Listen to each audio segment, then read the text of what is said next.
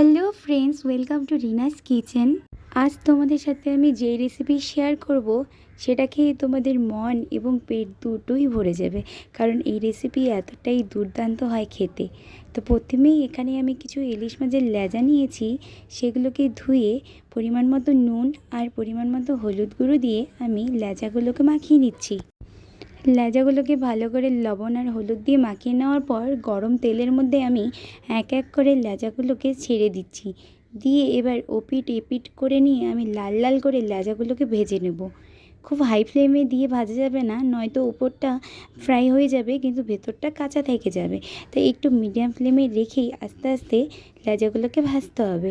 এই যে ভাজা হয়ে গেছে, আমি এবার লেজাগুলোকে একটি প্লেটে নামিয়ে নিলাম।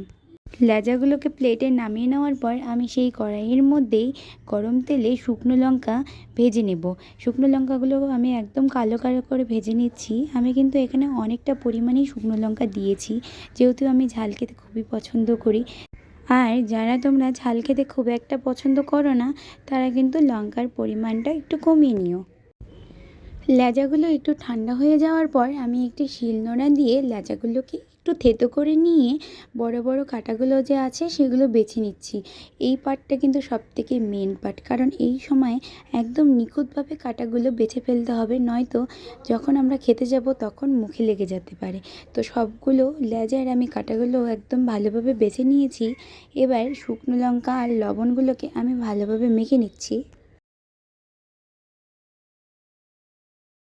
শুকনো লঙ্কাগুলো ভালোভাবে চটকে নেওয়ার পর এর মধ্যে আমি দিয়ে দিলাম কুচনো পেঁয়াজ। এখানে পেঁয়াজের পরিমাণটা আমি অনেকটাই দিয়েছি, কারণ লেজাও অনেকগুলো ছিল। এবার শুকনো লঙ্কা আর পেঁয়াজ কুচনোগুলোকে ভালোভাবে চটকে নেওয়ার পর আমি লেজাগুলোর সাথে ভালোভাবে মাখিয়ে নিচ্ছি, একদম ভালোভাবে মিক্স করে নিচ্ছি। সমস্ত কিছু ভালোভাবে মেখে নেওয়ার পর সবশেষে আমি ধনেপাতা কুচি দিয়ে আবারও একটু ভালো করে মেখে নিচ্ছি। ব্যাস তৈরি হয়ে গেছে ইলিশ মাছের লেজা ভর্তা, যা খেতে তো দুর্দান্ত এবং বানাতেও তো ইজি, তাই না? তাই আমার ভিডিওগুলো ভালো লেগে থাকলে অবশ্যই লাইক, কমেন্ট, শেয়ার এবং সাবস্ক্রাইব করে দিয়ে বেল আইকনটি প্রেস করে আমার পাশে থাকবেন।